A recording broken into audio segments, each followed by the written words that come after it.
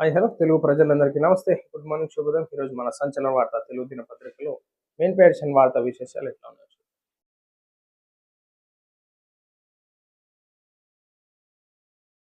ఆ బిల్లు 21వ శతాబ్దంలో అతి ముఖ్యమైన నిర్ణయం. ప్రధాని మోడీ చారిత్రాత్మక నిర్ణయం. మహిళా రిజర్వేషన్ బిల్లు 21వ శతాబ్దంలో భారత్ తీసుకుంటున్న అత్యంత ముఖ్యమైన నిర్ణయాల్లో ఒకటిగా ప్రధాని అభివర్ణించారు.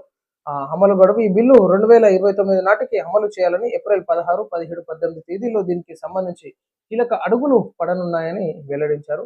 మహిళా సాధికారత, సామాజిక న్యాయం కేవలం నినాదానికే పరిమితం కాకూడదని, అది పని సంస్కృతిలో భాగంగా కావాలని ఆయన ఆకాంక్షించారు. ఆస్తి హక్కులు గతంలో ఆస్తులన్నీ పురుషుల పేరు మీదనే ఉండేవని, కానీ ఆ పిఎం ఆవాస్ యోజన ద్వారా ఇళ్ల రిజిస్ట్రేషన్లో మహిళలకు ప్రాధాన్యం ఇచ్చామని గుర్తు చేశారు. సో మొత్తానికి ఈనాడు మహిళలని అన్ని రంగాల్లో ముందుకు తీసుకెళ్తాం. సో అది ఓన్లీ నినాదాలతో కాదు, ఈనాడు అది మనకి ఫీల్డ్ రూపంలో ఉండాలి. కాబట్టి ఈనాడు అన్ని కార్యాచరణలు చేస్తూ అన్ని మహిళలకి ఈనాడు రిజర్వేషన్లో భాగంగా అన్ని రంగాలలో వాళ్ళని ముందుకు తీసుకురావడానికి కృషి చేస్తాం. సో మొత్తానికి ఇది చాలా కీలకమైనటువంటి నిర్ణయం తీసుకోవడం జరుగుతుంది. కాబట్టి దీనికి ప్రతి ఒక్కరు సహకరించాలని చెప్పేసి నరేంద్ర మోడీ గారు కోరడం జరుగుతుంది. అది రాజ్యాంగంపై దాడి. కాంగ్రెస్ అగ్రనేత సోనియా గాంధీ. సో నరేంద్ర మోడీ గారి వర్షన్ ఈ విధంగా ఉంది. సోనియా గాంధీ గారి వర్షన్ ఇక చూడాలి. మహిళా రిజర్వేషన్ల బిల్లు కంటే నియోజకవర్గాల పునర్విభజన అత్యంత ముఖ్యమైన అంశమని కాంగ్రెస్ అగ్ర నాయకురాలు, ఆ party parliamentary chairperson Sonia Gandhi అన్నారు. లోక్సభలో సీట్లు పెంచేందుకు చేపట్టిన పునర్విభజన ప్రక్రియను రాజ్యాంగంపై చేస్తున్న దాడిగా అభివర్ణించారు. అంతేగాక ఎన్నికల సమయంలో నారీ శక్తి వందనం అది నియం సవరణ బిల్లును తీసుకురావడం పైన ఆమె అనుమానాలు వ్యక్తం చేశారు. రిజర్వేషన్లు డీలిమిటేషన్ పై కేంద్రం తీసుకొచ్చిన కొత్త ప్రతిపాదనలపై చర్చించేందుకు పశ్చిమ బెంగాల్ అసెంబ్లీ ఎన్నికలు ముగిశాక సమావేశం ఏర్పాటు చేయాలంటూ ఈనాడు సోనియా గాంధీ గారు చెప్పడం జరుగుతుంది. కాబట్టి సో మొత్తానికి ఈనాడు మహిళా రిజర్వేషన్ అదేవిధంగా డీలిమిటేషన్ పైన కూడా చర్చలు ఖచ్చితంగా జరపాల్సింది, దానికి మేము సిద్ధమంటూ సోనియా గాంధీ గారు చెప్పడం జరిగింది.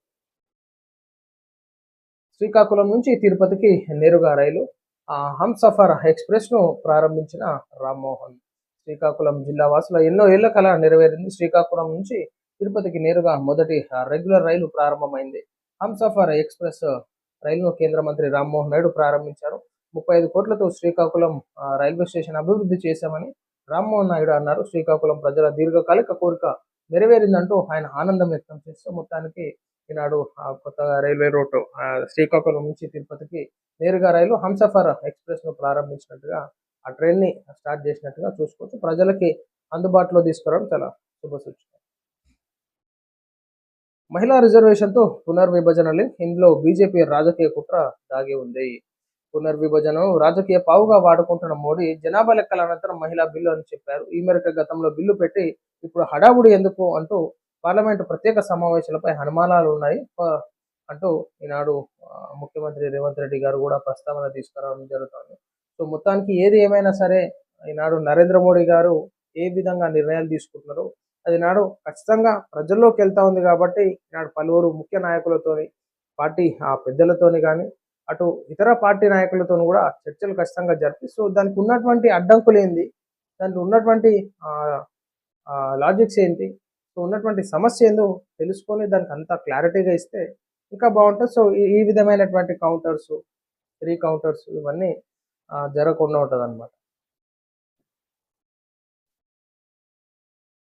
రాష్ట్రపతితో మంత్రి నారా లోకేష్ భేటీ.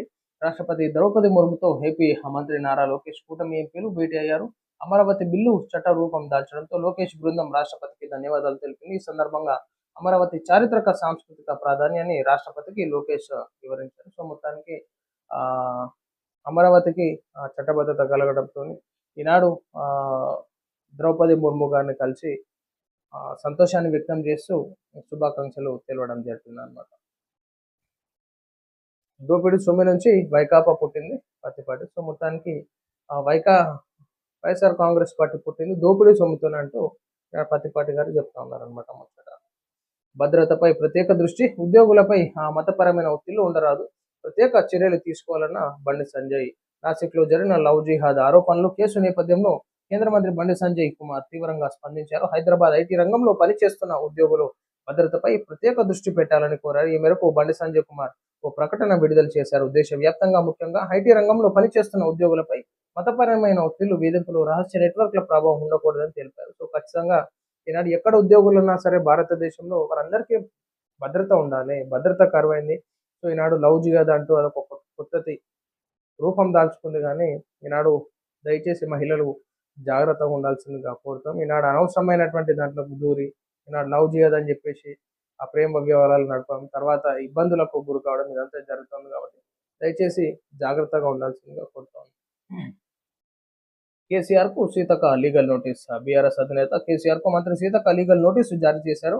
అంగన్వాడీ మొబైల్ ఫోన్ల కొనుగోలు అంశంపై బీఆర్ఎస్ సోషల్ మీడియాలో నిరాధార ఆరోపణలు చేశారని అందులో పేర్కొన్నారు. తన ప్రతిష్టను దెబ్బతీశారని చెప్పారు. సో మొత్తానికి ఏదైతే మొన్న అంగన్వాడీ టీచర్స్ అందరికీ సెల్ ఫోన్లు ప్రజెంటేషన్ ఇవ్వడం జరిగింది మంత్రి సీతక్క గారి తరఫున. సో ఈనాడు శిశు సంక్షేమ శాఖంలో అభివృద్ధి భాగంలో ఈనాడు ఎక్కడ ఏం జరుగుతుంది, ఏ అంగన్వాడీ సెంటర్‌లో ఏం జరుగుతుంది, సో రెగ్యులర్‌గా వాళ్ళకి అప్డేట్స్ ఇవ్వడం, వాళ్ళు అధికారులకు అప్డేట్స్ ఇవ్వడం.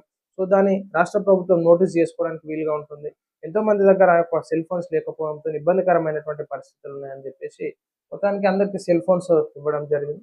కానీ దాంట్లో ఈనాడు ఏదో ఒకటిగా విమర్శలు చేయాలి కాబట్టి బీఆర్ఎస్ పార్టీ తరఫున ఉన్నటువంటి నాయకులు గానీ సోషల్ మీడియాలలో అసత్య ప్రచారాలు చేయడం లేదు. సో దాని మీద కేసీఆర్ గారికి లీగల్ నోటీసులు పంపించడం జరిగింది. శివ రాజకీయాల్లో జగన్ దిట్ట. తండ్రి చనిపోతే సీఎం కోసం పైరవీలు.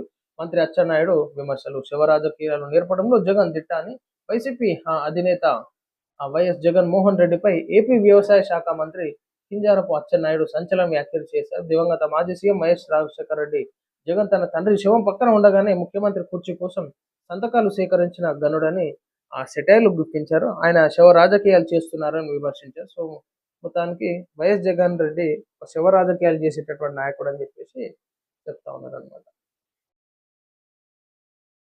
సో ఇది ప్రజలారా ఈరోజు సంచలన వార్త తెలుగు దినపత్రికలోని మెయిన్ పేజ్ వార్తా విశేషాలు. నమస్తే.